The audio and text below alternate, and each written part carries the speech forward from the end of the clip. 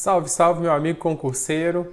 Nós estamos aqui de volta agora trazendo uma revisão para o CFO, a prova se aproxima, tá?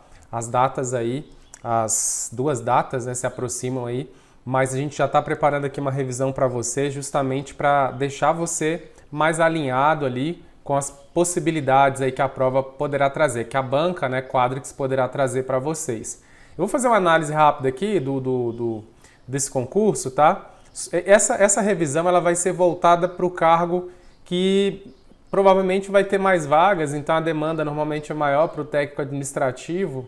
Então aqui o foco dessa aula, apesar da gente nessa aula aqui falar mais da parte de conhecimentos complementares, hoje, na outra aula a gente vai aprofundar um pouco mais no específico, mas essa aula hoje até contempla os outros cargos também, porque a gente vai ficar um pouco mais aqui nos conhecimentos complementares. Mas na outra aula a gente vai adentrar mais no específico, hoje a gente deve entrar em direito administrativo, uma outra questão, mas a gente vai avançar na outra aula mais no específico do cargo de técnico administrativo, tá?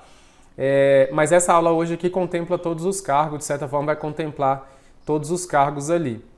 Pessoal, a prova de vocês vai ser uma prova lá com 120 itens, falando um pouco da prova aqui, e aí ela tem lá 40 questões no conhecimento básico, ela vai ter 30 questões no conhecimento complementar e ela vai ter lá 50 questões no específico, no conhecimento específico, tá? Isso é padrão para todos os cargos, só vai mudar o conhecimento específico então, que alguns vão migrar ali para a área, né? Vão trazer ali para dentro da área ali, tá? E aí é bom a gente relembrar, assim, o peso, né? Nós temos aqui na parte de conhecimentos básicos, dos 40 itens, nós vamos ter aqui 3 disciplinas. Nós vamos ter aqui português, tá? Teremos informática também aqui e teremos raciocínio lógico matemático também lá contemplando as 40 questões de conhecimento básico. Qual que é a minha expectativa, pessoal? A minha expectativa é o seguinte, que vem aí uma divisão de pontos de questões, aliás, que em português eu acho, observando as provas anteriores aí, eu acho que deve vir umas 20 questões de português, ou seja, a maioria, eu acho que não haverá uma divisão igualitária, a banca tende a pegar um pouquinho mais de português, e aí eu aposto que isso vai acontecer, e aí eu acho que vem aqui 20 questões de português ou algo próximo disso, e informática eu acho que ficaria aqui com 10 e 10 junto com raciocínio lógico e informática, tá? Então é um quantitativo relevante dessas disciplinas, vai ser um divisor aqui também, né? Você está por dentro dessas disciplinas aqui, porque é muita coisa, né? Na parte de conhecimentos complementares, é uma parte, apesar de ser complementar aqui, tem muita coisa específica, a gente tem a legislação específica toda concentrada aqui dentro do conhecimento complementar, certo? E aqui eu acho que vai ter uma divisão da seguinte maneira, eu acho que a parte da ética, parte conceitual, a parte do decreto 1171, eu acho que deve vir aqui com esse cargo aqui, eu acho que vai ter umas 15 questões, sendo que da parte da ética aí, eu acho que vai ter 5 questões dessa parte da ética mesmo, do conceito, ética e moral, a parte do decreto, tá? Agora, lá dentro a gente sabe que nós temos também a 9784, 8429 e a LAI. Aí eu acho que vem aí de uma distribuiçãozinha de mais ou menos 5 para cada. Eu acho que deve vir aqui 5 para 8429 e 9784. Deve vir umas 5, 6 aqui dessas leis. E aqui eu acho que vem umas 5 só da LAI, tá? Eu percebi que a banca, da Lei de Acesso à Informação, eu percebi que a banca ela está trazendo um quantitativo considerável de questões da Lei de Acesso à Informação. Então, eu creio que pelo menos 5 da LAI deve aparecer aqui, junto com 5 da 8429 e 9784, improbidade e processo administrativo, e umas 5 ali de ética. Eu aposto mais em questão de ética, talvez, do que até 8429 e 9784. Mas eu fiz uma divisão por igual aqui, mas pode ser que a gente tenha uma a mais ali em ética, alguma coisa nesse sentido. Na verdade, pode ser que eu esteja completamente equivocado. No dia da prova, a banca resolve fazer outra. Aqui são minhas apostas, o que eu estou percebendo com base no que eu vi das provas de conselho que a banca tem feito aí, que fez aí no ano de 2019. Ali nós temos 30 questões em conhecimentos complementares, eu acho que 15 vai ser concentrado nessa parte de ética e os outros 15, eu acho que a banca vai concentrar na legislação específica, tá? E eu acho que haverá uma divisão ali, uma concentração mais forte ali de 5, ou talvez menos, 4 aqui para sobrar um pouquinho, mas eu acho que a legislação do conselho, eu acho que eu até gravei uma aula anterior, se você não assistiu, vou deixar aqui embaixo, aí no final desse vídeo também vai aparecer. Eu acho que a legislação que trata dos conselhos, Conselho Federal e do Conselho Federal e Regional, eu acho que é uma lei forte ali. O regimento também é uma lei que vai estar mais ou menos comunicando ali. E nós temos a resolução também, que eu acho que pode aparecer. Acho que são as 3 legislações mais fortes que nós temos ali, contemplando ali, eu acho, provavelmente umas 15 questões, consumindo umas 15 questões, 15 itens ali, porque a banca adotou a perspectiva da CESP, né, de itens, de certo e errado, então são 15 itens, do total lá de 120. Aqui no específico, pensando no cargo de técnico administrativo, a banca ela trouxe apenas 2 disciplinas. Ela trouxe, então, direito administrativo e ela trouxe aqui administração pública, que quando você vai olhar lá, ela tem muito mais cara de administração geral, tá? Ela trouxe muitos tópicos, foi de administração geral ali. Em um dado momento se confundem, né? Mas ali quando você olha, é administração geral pura e eu acho que é a parte que vem mais nessa prova aí, tá?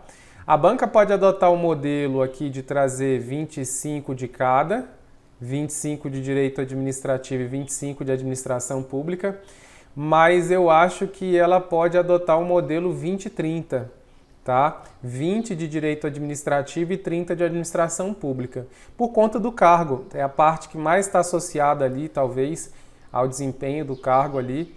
Então, eu acho que pode adotar um modelo um pouco diferente aqui, um pouco mais de questões para a administração geral.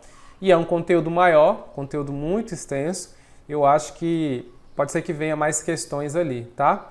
Mas falando um pouco sobre aqui minhas impressões, já encerrando essa parte das minhas impressões sobre a divisão, as minhas apostas de divisão de questões, de itens aqui para a sua prova, bora iniciar uma revisão. Eu vou fazer a revisão aqui, pessoal. Eu estava vasculhando as últimas provas aí que a banca Quadrix andou fazendo de conselhos regionais, conselhos federais, e encontrei uma prova que eu achei muito bacana, bem adequada à prova de vocês, que foi a prova do Conselho Regional de Odontologia do Acre, tá? É a prova de assistente administrativo. Lá tem para outros cargos também. Se você quiser dar uma olhadinha, pesquisa dos outros cargos também. Eu me baseei nessa prova, inclusive eu vou resolver as questões dessa prova hoje com vocês. Eu separei para essa aula aqui hoje uns 15 itens, e a expectativa é gravar mais umas 2 aulas aí, de repente, falando sobre os outros. 1 ou 2 aulas resolvendo os outros itens ali, tá? Eu gostei da prova porque ela é analisando até os outros concursos de conselho e olhando essa, eu acho que ela está uma prova bem coerente, uma prova que tem tudo para acontecer algo muito parecido, ou seja, uma prova que seria para você um teste, um pré-teste aí antes da sua prova. Eu recomendo fortemente que você baixe essa prova e resolva, tente resolver, porque ela é uma prova que a legislação é praticamente a mesma do seu concurso, do CFO, que é um conselho de odontologia também, só que é o regional. Então a legislação é praticamente a mesma, a divisão praticamente os conteúdos ali, muito parecido. Então eu acho que é uma prova que vale a pena você dar uma olhada, por isso que eu escolhi essa prova, porque eu acho que é mais ou menos nessa linha que a sua prova vai vir, tá? Então, iniciando aí, pessoal, eu vou começar aqui da parte da questão 41. Eu vou deixar a prova para você baixar aqui embaixo, deixar aqui na descrição do vídeo, mas eu vou começar aqui da 41 já, que é a parte ali dos conhecimentos complementares, tá? Indo mais ou menos na ordem.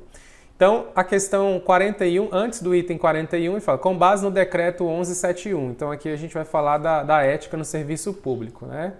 O 41 fala bem assim, ó, é vedado ao servidor prejudicar, ainda que de forma indesejada, a reputação de outros servidores, tá? Pessoal, é importante você dar uma lida no decreto 1171, ele é pequeno, então ele é muito importante porque todas as legislações que cobram ética no serviço público, o Código de Ética, normalmente o decreto 1171 vai estar lá. Mesmo que não cobre o decreto 1171, quando você tem um código de ética específico para aquele órgão, normalmente está muito alinhado com esse decreto, tá? Com esse decreto federal. Então, é importante, ele é um decreto pequenininho, então dá para você fazer uma leitura rápida, principalmente nas vedações, tá? Cuide das vedações, cai bastante o que é vedado ao servidor, tá bom? E aqui essa questão não é diferente. Se você observar lá, a gente vai ter lá no inciso 15, lá nas vedações, então ele vai falar bem assim, ó, é vedado ao servidor público, e aí ele vem trazendo todos os detalhamentos. Essa prova aqui, ela trouxe muita coisa das vedações. Então, analisando provas anteriores também de outros conselhos, a banca ela está puxando bastante as vedações e distribuindo nos itens, tá? Então, lá no 15, você vai ver que é vedado ao servidor público, lá na linha B, vai falar justamente aqui o que trata dessa questão, que ele vai falar que é vedado ao servidor prejudicar deliberadamente a reputação, né, de outros servidores ou de cidadãos que deles dependam, tá? Então, olha só, prejudicar deliberadamente, ou seja, de maneira intencional. Então, prejudicar intencionalmente a reputação de outros servidores e de cidadãos é vedado ao servidor público. Perceba, então, que é intencional. Então, aqui, ó, ele falou indesejado, ó, é vedado ao servidor prejudicar, ainda que de forma indesejada, a reputação de outros servidores. É vedado ao servidor prejudicar a reputação de outros? É, mas de maneira intencional. De maneira indesejada, ou seja, sem querer, aí o decreto ele não fala nada. Então não há essa vedação expressa lá. Então isso aqui, ó, tornou esse item errado, tá? Se você olha, você até fala, não, parece que está coerente, eu acho que está certo mesmo. Mas aí quem fez a leitura do decreto percebeu que lá ele usa o deliberado, o intencional, certo? Então, aqui quando ele traz indesejado, sem querer, então não tem essa vedação lá no decreto. Então, ó, invalidou o item, esse indesejado aqui, então o item aqui, ó, ele está errado, ok? Avançando no 42, aqui fala, ó, o servidor, ainda que humano e por isso inclinado a sentimentos e frustrações pessoais, não deve permitir que antipatias interfiram no seu trato com os colegas, tá? Ainda falando aqui lá do 15, do inciso 15, tá? Aqui era a linha B. Se a gente puxar um pouco aqui, ó, para a linha F, vocês vão perceber lá que vai estar assim, ó. É vedado ao servidor público permitir que perseguições, simpatias, antipatias, caprichos, paixões, interesses de ordem pessoal interfiram no trato com o público, com jurisdicionados administrativos ou com colegas hierarquicamente superiores ou inferiores. Então perceba, pessoal, que o item aqui, ó, ele está de acordo, tá? De acordo lá com as vedações. Então o servidor, ainda que humano, né, por isso inclinado a sentimentos e frustrações pessoais, ele deve segurar a onda e não deve permitir que antipatias interfiram no trato com os colegas. Ou seja, ele tem que trabalhar ali de maneira mais reta, né, de maneira mais firme, sem permitir que isso interfira, né, esses caprichos aí interfiram ali, tá bom? Na sua vida funcional e na sua relação com os colegas. Isso aqui é na perspectiva de trazer uma harmonia para o ambiente de trabalho, né? 43 fala bem assim, ó, a embriaguez habitual é uma questão de saúde pública, belezinha, que no exercício profissional do servidor, há de ser vedada e, em sua esfera íntima, embora inspire tratamento, não pode ser proibida. Então vamos lá, ele quebrou aqui as orações aqui, então ele fala, a embriaguez habitual é uma questão de saúde pública, beleza, que no exercício profissional do servidor, ele está falando aqui dentro. Basicamente, vamos entender aqui que ele está falando dentro do órgão, tá? Há de ser vedada. Então, a embriaguez habitual, ela deve ser vedada dentro do órgão, tá? Em sua esfera íntima, embora inspire tratamento. Então, ele falou, ó, dentro ela há de ser vedada e, em sua esfera íntima, embora inspire tratamento, não pode ser proibida. Então ele está falando aqui da embriaguez dentro e da embriaguez fora do ambiente de trabalho, tá? Então ele está dizendo, ó, dentro aqui ela deve ser então proibida, vedada, mas fora do órgão, na esfera íntima da pessoa, ela deve ser autorizada, não pode ser proibida, né? A pessoa é livre, tá? O que vocês acham, pessoal? Esse tipo de questão que fala da embriaguez habitual, ela sempre está presente nas questões de ética, é recorrente, assim, é impressionante o tanto que isso sempre aparece, tá? Se você avançar aí, pessoal, lá no 15 também, lá no N, você vai ver o seguinte, que é vedado ao servidor público apresentar-se embriagado no serviço, tá? Então, é vedado apresentar-se embriagado no serviço ou fora dele, tá? Habitualmente. Então, perceba que o decreto, ele é bem claro, ele veda tanto dentro quanto fora. Então, você fala, mas a esfera ali, a pessoa está na intimidade, ali na esfera íntima. Não, mas o decreto aqui é bem claro, porque na verdade você é servidor tanto dentro quanto fora do órgão. Você é um servidor público tanto dentro quanto fora. Então, quando você está indo para casa, quando você está na sua casa, você continua sendo um servidor público e a sua conduta fora do ambiente de trabalho, ela pode refletir na sua vida funcional, tá? Os códigos de éticas, normalmente, eles são muito claros quanto a isso. Então, pessoal, não caia nessa brincadeira, nessa pegadinha que as questões vão tentar te convencer que dentro do órgão sigo regra, fora do órgão é de qualquer jeito. Uma vez sendo servidor público, a sua conduta, tanto dentro quanto fora, ela está sendo ali avaliada, ela poderá, essas atitudes fora poderão refletir dentro da atuação aqui profissional, tá bom?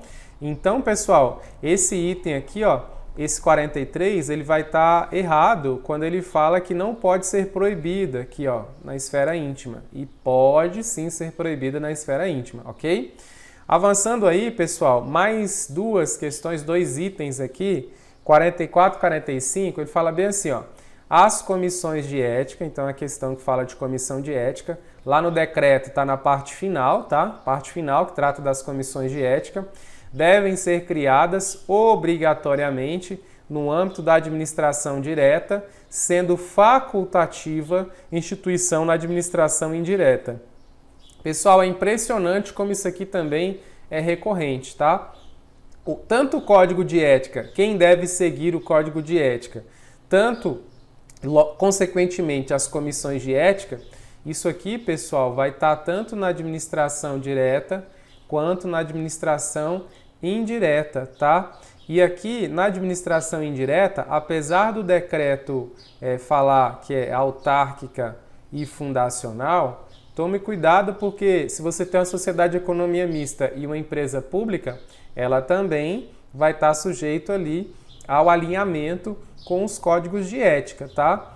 Aqui no Distrito Federal, por exemplo, a gente tem um decreto próprio aqui, do Código de Ética próprio aqui, que é recente, e ele deixa bem claro esses detalhes lá, tá bom? Então, pessoal, aqui ó, não é só a administração direta não, a indireta também tem que estar alinhada com o Código de Ética e, consequentemente, as comissões de ética aqui dentro dos órgãos da administração direta e aqui da indireta, dos entes aqui da indireta, tá bom? Então, aonde você vai encontrar isso? Você vai encontrar isso, pessoal, lá no 16, ele vai falar bem assim, ó, em todos os órgãos e entidades da administração pública federal, direta, indireta, autárquica e fundacional, ou em qualquer órgão ou entidade que exerça atribuições delegadas pelo poder público, deverá ser criada uma comissão de ética encarregada. Então, essa comissão de ética aqui, ó, ela vai estar encarregada de orientar e aconselhar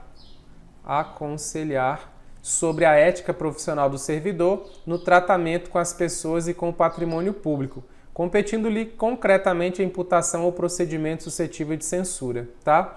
Essa comissão de ética aqui, pessoal, é a comissão de ética local, é a comissão de ética do órgão, tá? A gente tem a CEP, que é a Comissão de Ética Pública, que é aí a parte mais central, tá? Que nós temos aqui a CEP, e aí cada órgão vai ter uma comissão de éticazinha aqui, ó. A CE desse órgão, o outro órgão tem que ter uma comissão de ética aqui, esse órgão tem que ter uma comissão de ética, esse aqui também tem que ter uma comissão de ética, e todas elas se comunicam aqui com a central, o órgão central que é vinculado à Presidência da República.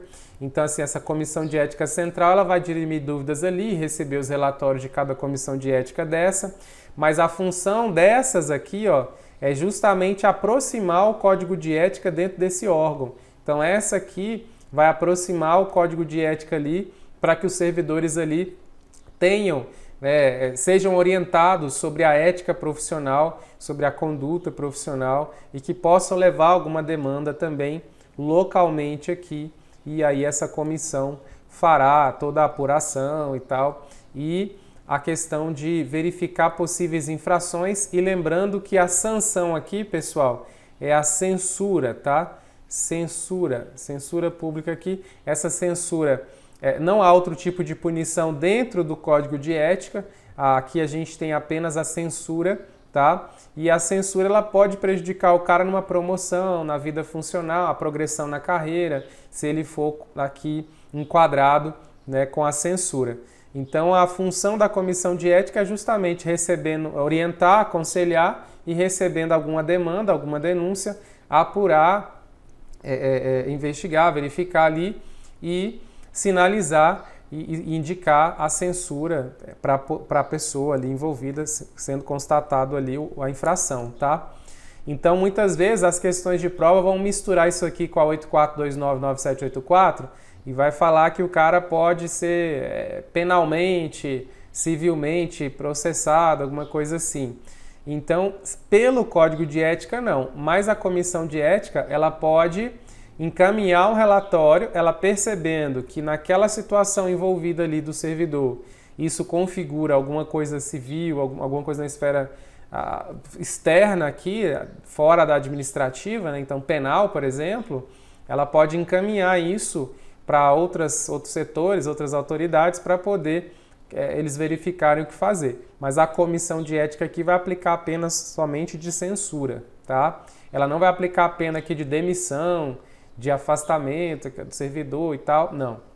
Ela vai apenas elaborar o relatório e no máximo aqui censura, mas aí ela encaminha para o setor, para a autoridade competente do órgão, e aí o dirigente do órgão ali vai avaliar se aplica outro tipo de sanção, tá? Mas a comissão de ética é apenas a censura aqui, tá bom? As questões vão tentar te convencer que é outra coisa. Então aqui o 44, ele está errado, porque ele fala que é só a direta, e quando ele fala facultativa, não é facultativa, tá?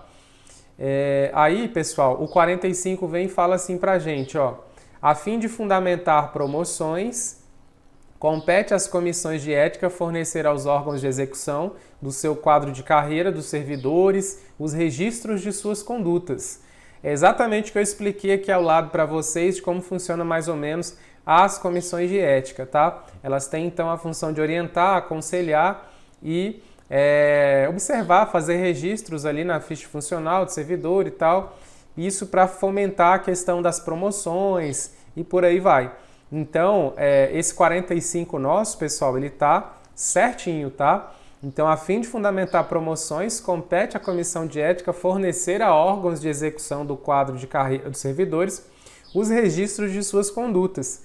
Por exemplo, o servidor será promovido. Antes dele ser promovido ali, recebeu a promoção, o pessoal vai consultar e pedir a ficha dele, a ficha funcional dele, para poder conferir se há algum tipo de infração. Se ele já tivesse sido punido com algum tipo de infração, ele poderá, de repente, não receber essa promoção, dependendo do tempo aí que aconteceu ou do tipo de infração, certo? Então, faz parte sim, tá? Essa comissão de ética, ela vai justamente anotar ali uma ficha, fazer anotações ali, controlar o que está acontecendo, observar ali como é que está a situação de cada servidor e, mais uma vez eu digo, orientar, aconselhar, tá? São as primeiras competências aqui da comissão de ética, beleza? Avançando aqui, pessoal, 46 agora, ele fala bem assim, ó, aqui é uma parte mais teórica, tá? Eu estou esperando aí para a prova de vocês no CFO de 3 a 5 itens dessa parte teórica aqui. Eu acho que pode vir aí, de repente, 3 do decreto e 3 dessa parte teórica, ou então umas 4, 5 dessa parte teórica também, uma coisa um pouquinho mais teórica, assim, menos amarrada com o decreto, tá? Então aqui, ó, 46 fala, a ética da convicção subordina a virtude ao imperativo categórico moral, orientando a conduta por meio de normas e valores. Perceba que essa questão aqui ela não está associada ao decreto. A parte teórica do código, da parte de ética em si, pessoal, eles vão buscar lá na filosofia, tá? E aqui a gente percebe que muitas questões elas estão amarradas nos conceitos do Weber, tá? Então dá uma conferida lá, dá uma avaliada, porque muitas questões aí, tanto a banca CESP, quanto o Sebrasp, quanto a Quadrix e as outras bancas também, elas estão nessa perspectiva, tá? Com essa pegada aí, ok? Então aqui a questão está falando da ética da convicção, tá? Quando a gente faz uma pesquisa breve aí, vocês vão perceber o seguinte, pessoal, quando a gente for olhar aí na parte teórica aí da filosofia e tal, e da parte da ética, a gente vai ver que tem a ética, então, da convicção, tá? São conceitos aqui lá do Weber aí, e nós temos a ética aqui de responsabilidade, tá? Responsabilidade. A ética da convicção, pessoal, é mais ou menos assim. Ela adota valores como absolutos, tá? Então aqui os valores são absolutos, valores absolutos, e aquela perspectiva que é inegociável. O que é certo, o que é errado e pronto, acabou. O que a gente acredita é isso, pronto, acabou. Aquela coisa rígida, inflexível, inegociável, tá? Que é cegamente observada por todos os indivíduos, ou seja, todo mundo segue aquilo mesmo, tá? A gente até às vezes vê um pouco disso quando a gente vai assistir uns filmes do século XVI, século XVII, século XVIII, a maneira como as coisas aconteciam é muito nessa perspectiva aqui, tá? Da ética da convicção. É aquilo pronto, independente. Eu não quero questionar. Falou que é assim, eu vou cumprir e acabou. Acredito nisso e acabou. É mais ou menos assim. A de responsabilidade, aqui, a de responsabilidade, ela já faz um esquema um pouco diferente. Ela já trabalha com uma espécie de hierarquia, tá? Hierarquia. Então, ela entende que nada seria absoluto. Então, aqui, ó, nada é absoluto. Ou seja, eu vou avaliar aquela situação para depois conferir e fazer uma gradação ali, olhar essa hierarquia para poder afirmar se é aquilo mesmo, se não é, a tomada de decisão, o valor que aquilo tem naquele contexto, tá? Para depois tomar essa decisão. Então é uma coisa mais associada com o que é feito hoje, na maioria das vezes, em diversas situações. Então essa ética de responsabilidade, ela é uma ética, talvez eu possa, isso aqui eu dizendo, né? Ela é um pouco mais alinhada com hoje do que a ética da convicção, que ela é um pouco mais, a gente percebe isso mais no período medieval, um pouco depois ali também, certo? Que era mais ou menos aquela coisa mais cega, assim, eu fecho os olhos e é isso, pronto, acabou, tá? Porque aqui, ó, eu sempre vou estar analisando o quanto os outros valores envolvidos naquela situação específica. Para cada situação eu vou estar sempre avaliando os valores aqui e hierarquizando aí se isso realmente é assim, se eu devo rever, se eu devo ajustar aqui ou ali. Então, quando a questão fala aqui do 46, ética da convicção subordina a virtude ao imperativo categórico. O imperativo categórico, de certa forma, vai estar associado um pouco com essa questão que eu falei. Valores são absolutos, irredutíveis aqui. Eu acredito cegamente naquilo e pronto, é inegociável. Esqueci de colocar aqui, né? Inegociável, tá? E pronto, acabou. Orientando a conduta por meio de normas e valores, tá? É mais ou menos o que justamente eu comentei aqui do lado sobre a convicção dessa convicção cega, dessa convicção que os valores são absolutos e não há o que se falar em parar para pensar e refletir em cada caso. Aqui eu acredito naquilo, pronto, acabou. Independentemente se eu desconfio se não poderia ser aquilo, eu vou cumprir, tá? Então esse imperativo categórico moral é mais ou menos associado aqui, então, à ética de convicção, tá? Então, beleza, esse item cobrou esse conceito, tá? E ele tá certo, ok? 47, ele já fala bem assim, da ética de responsabilidade. Então, a ética de responsabilidade possui caráter teleológico, orientando a conduta a partir de projeção de suas consequências e tendo por isso a característica utilitarista, tá? Então, o 47, ele vem trazendo algo mais ou menos do que a gente colocou aqui, ó, que é parar para pensar, tá? É observar e avaliar a finalidade, a consequência da ação moral, tá? Então, esse utilitarismo aqui, a ideia é verificar e analisar a consequência de uma ação, tá? E a teológica aqui é aquela ideia que os fins justificam os meios. A gente aqui observa a relação que alguém faz de um fato e sua causa, né? A sua consequência, observa a causa e a consequência ali do que aconteceu. A gente para analisar o que acontece, estuda ali todo o contexto para poder aplicar uma decisão ali, tá? Uma tomada de decisão ali daquela ação moral, certo? Então aqui esse item tá alinhado, sim, ele tá alinhado aqui com a perspectiva da ética de responsabilidade, tá bom? Então esses dois itens aqui foram justamente para trazer a característica tanto da ética de convicção quanto da ética de responsabilidade, tá bom? CESP andou trazendo isso aqui também, CESP, Sebrasp aí andou trazendo algo parecido com isso aqui recentemente, tá? O 48, pessoal, ele vem falando assim, a finalidade principal do Código de Ética do Servidor Público do Poder Executivo Federal é produzir no servidor consciência, inspirando a aderir às normas de conduta pré-existente, tá? Então ele quis aqui perceber qual que seria o objetivo, a finalidade do Código de Ética, então. A finalidade do Código de Ética é produzir no servidor a consciência, inspirando-o a aderir às normas de conduta pré-existentes? Sim, né, pessoal? Tá alinhadinho. A ideia do Código de Ética é essa mesma. É mostrar para o servidor, como a gente falou agora há pouco, orientar e aconselhar, fazer ele entender que ir na retidão ali é o melhor caminho, na probidade vai ser o melhor caminho. Então, ele estar alinhado com o Código de Ética vai ser bem bom para ele e bom para todo mundo. Então, por isso que o item aqui está bem alinhadinho mesmo com o que se espera, né? Então, é mais ou menos nessa perspectiva. Que a ideia aqui da Comissão de Ética também é propagar, então, o Código de Ética para que o máximo de pessoas entendam e reflitam sobre a ação, a tomada de decisão, a sua vida funcional, como isso vai refletir e como é importante estar alinhado com o Código de Ética, tá bom? Então, vamos avançar. O 51 aqui, ele vem falando para a gente o seguinte, ó. Conselhos profissionais, olha aqui então a questão bem específica, ó.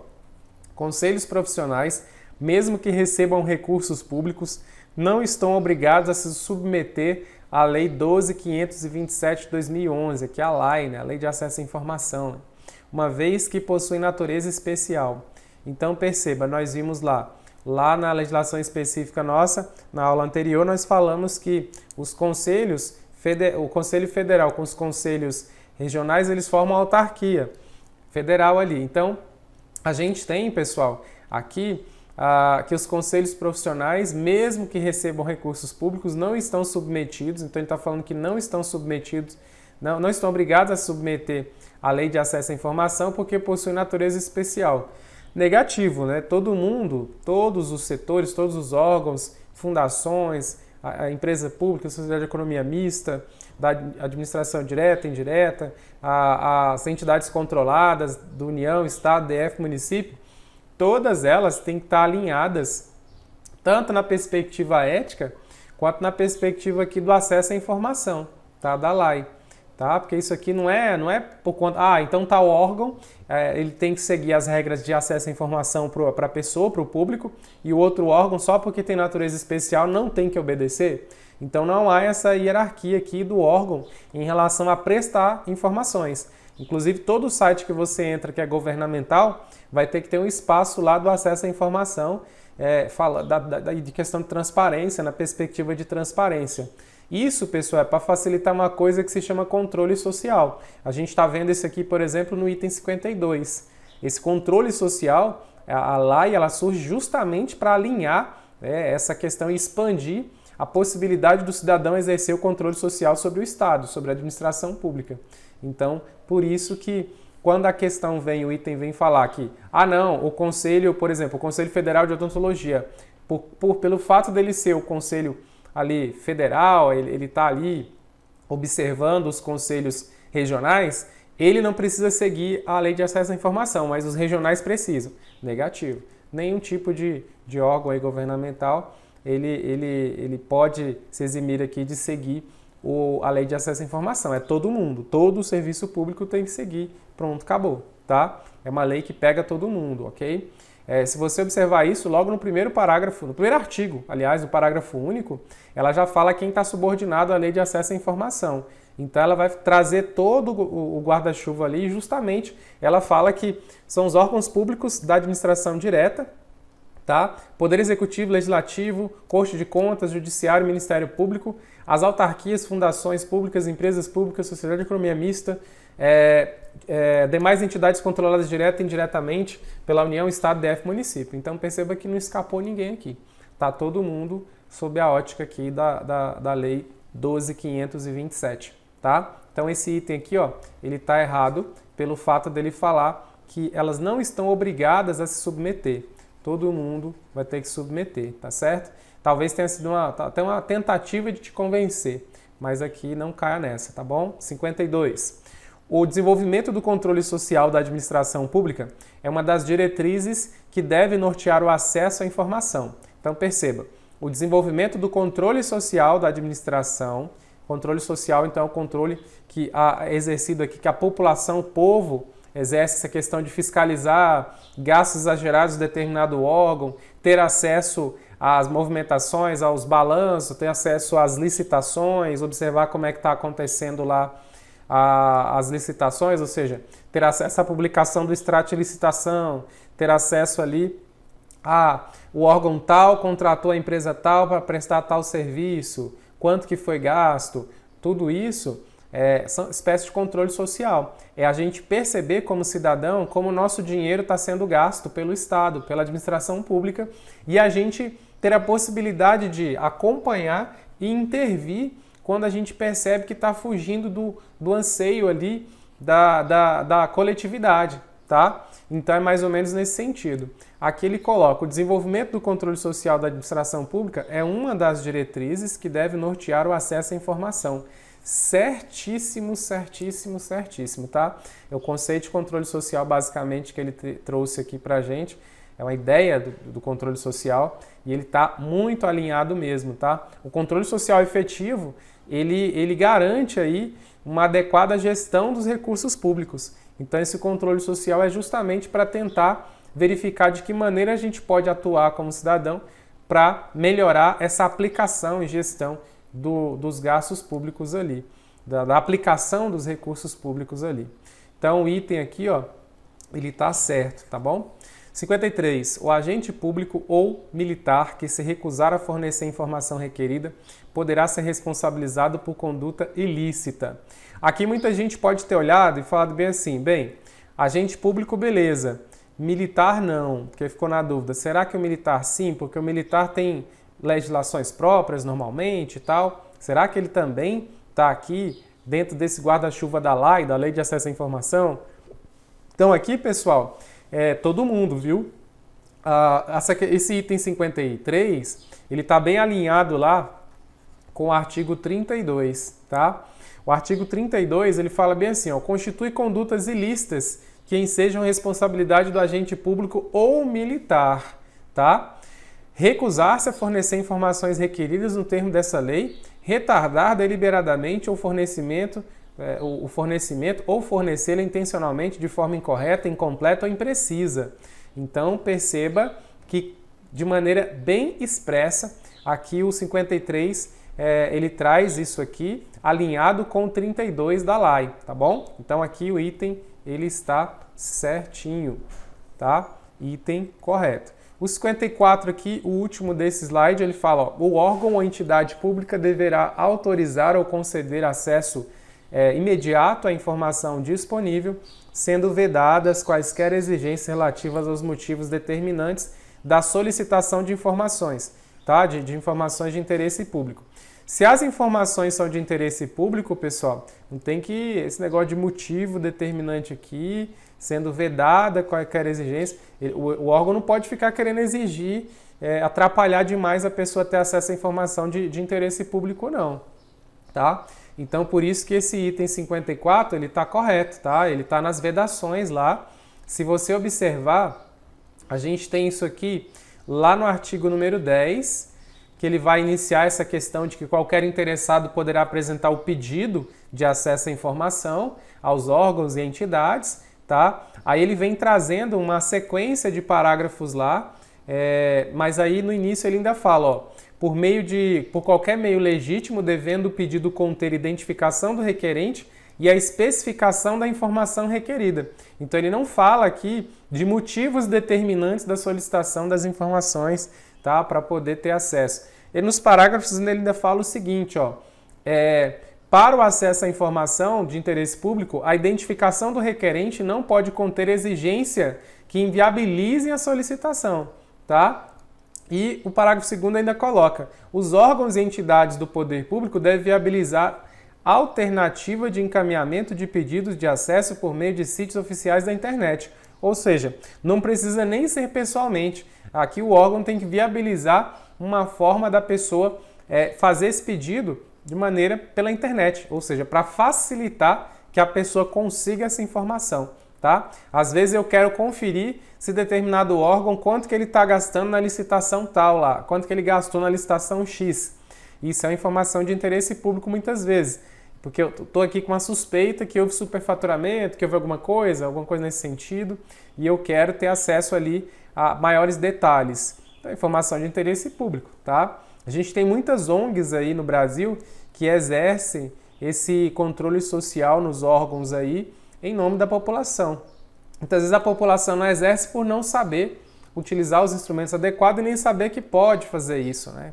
Então é importante a gente popularizar a lei para a gente poder saber até que ponto e quais meios, quais instrumentos a gente tem à disposição para exercer esse controle estatal. A gente muitas vezes reclama e critica o político ali, o órgão que está gastando mais e tal, mas a gente mesmo muitas vezes não está exercendo nosso papel de fazer esse controle social, e isso é dever da população, tá? Mas nós temos órgãos também de controle que vão atuar nesse sentido, mas a população também é a parte interessada nisso e que deveria ficar de olho, tá? Lá ainda fala assim, pessoal, que são vedadas quaisquer exigências relativas aos motivos determinantes de solicitação de interesse público. Então lá está alinhado com isso também. E o 11 vem e ele fala o seguinte ainda, ó.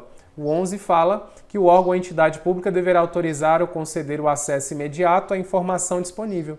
Então, pegando o 10 e o 11, a gente mata essa questão aqui fechando que o nosso gabarito aqui tá certo esse item, tá?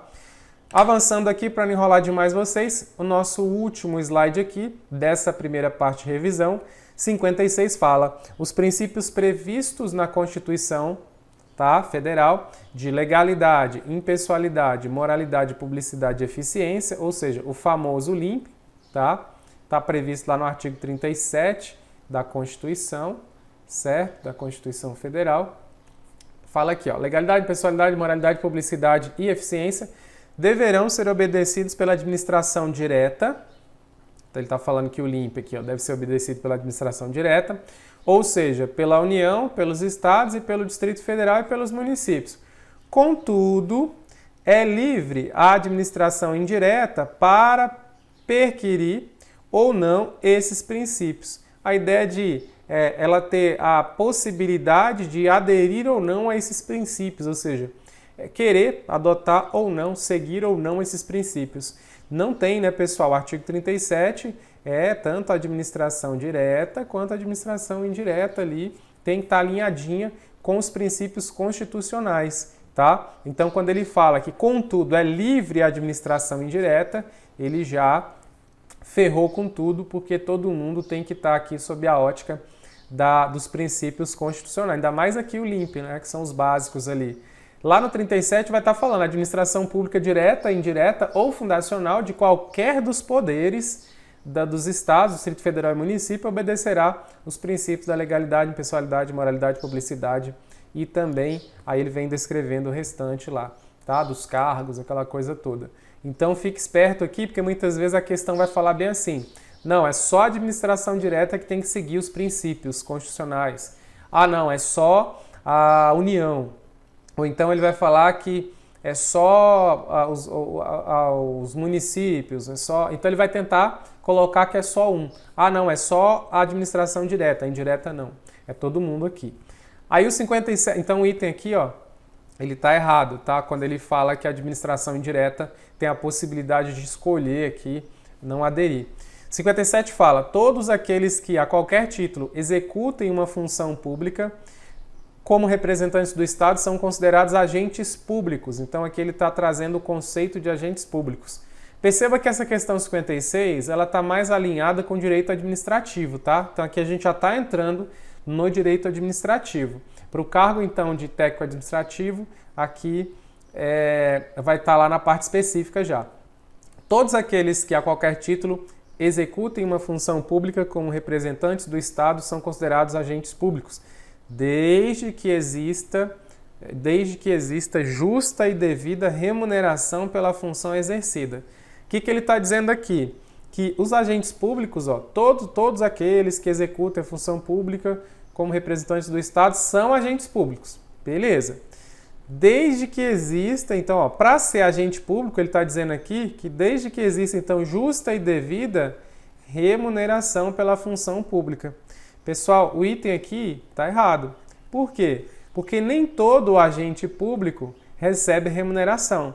Aí você falou, mas os servidores e tal, todo mundo recebe? Bem, servidor é uma coisa, está lá dentro, é uma espécie ali do gênero agentes públicos. A gente sabe que os agentes públicos têm um guarda-chuva no sentido amplo ali, você tem os agentes políticos, os agentes administrativos, honoríficos, sei mais o que, dentro lá em colaboração, os particulares em colaboração. Então, dentro daquela ótica, todo mundo é agente público. E alguns não têm remuneração. Aí você fala, mas qual não teria remuneração e agente público? O mesário, o pessoal que vai para o júri também, o jurado e o mesário. O mesário, ele participa das eleições, ele não recebe nenhum tipo de remuneração. A única coisa que ele recebe lá é aquela declaraçãozinha para ele poder não ir trabalhar, faltar o serviço lá durante 1 ou 2 dias ali. Então, ele não tem. Então, ele é um exemplo que já quebra isso aqui, porque naquele dia da eleição, ele é um agente público, ele está representando ali o Estado, só que ele não recebe remuneração. Então, a questão aqui está falando que o agente público, ele vai ser agente público desde que exista justa e devida remuneração pela função. Negativo, tá? Então, já falei um exemplo para vocês, um contra-exemplo para vocês. Lá no conceito, quando a gente puxa o conceito de agentes públicos aí, se você der uma pesquisadinha, você vai perceber que é assim, ó, todo aquele que exerce, ainda que transitoriamente ou sem remuneração, por eleição, nomeação, designação, contratação ou qualquer forma de investidura ou vínculo, mandato, cargo, emprego ou função nas entidades mencionadas no artigo anterior. São agentes públicos, tá? Então é com remuneração ou sem, se é eleito ou não, por aí vai. E aí o 58 a gente praticamente responde ele com isso também, né? Porque ele fala assim, ó, chefes do Poder Executivo, como o presidente da República, governadores e prefeitos, não são considerados como agentes públicos, uma vez que são detentores de mandato eletivo, tá? O fato de serem detentores de mandato eletivo não significa que eles não sejam agentes públicos, tá? No sentido amplo, os agentes públicos pegam tanto aqueles que são concursados, contrato temporário, quanto aqueles que são detentores de mandato eletivo, ou seja, aqueles que participaram de uma eleição, foram eleitos e estão naquela função por conta de uma eleição, tá? Então, muitas questões de prova tentam falar assim, ó, O agente político, que é esse que é de mandato eletivo, ele não é um agente público, tá? Então isso, cuidado com essa informação, porque no sentido amplo, ele é um agente público sim, tá? Ele não é um agente administrativo, que aí quando você vai destrinchando ali, você vai ver que ele está lá em cima nos agentes políticos, né? Ele não faz parte do grupo dos agentes administrativos. Então, cuidado com isso aqui, porque as bancas tentam fazer essa confusão com você. Então, o 58, ele fica errado quando ele fala que mandato eletivo não é servidor público, tá? Agente público, aliás, né? Não é agente público. E, na verdade, é sim. Prefeito, governador, presidente são agentes públicos, sim, porque ele exerce transitoriamente ou sem remuneração por eleição, nomeação, designação, contratação, qualquer outra forma de investidura ou vínculo, mandato, cargo, emprego ou função nas entidades da administração direta e indireta. Então, ele está dentro desse escopo, então, por isso ele é um agente público, tá bom? Então, a gente encerra aqui essa primeira parte de revisão. Foi um tempo bacana aí, fizemos 15 itens aí da prova, então, que eu falei para vocês. Eu acho que serviu aí para você já ter um termômetro, perceber um termômetro aí de como foi essa prova que a Banca Quadrix aplicou recentemente.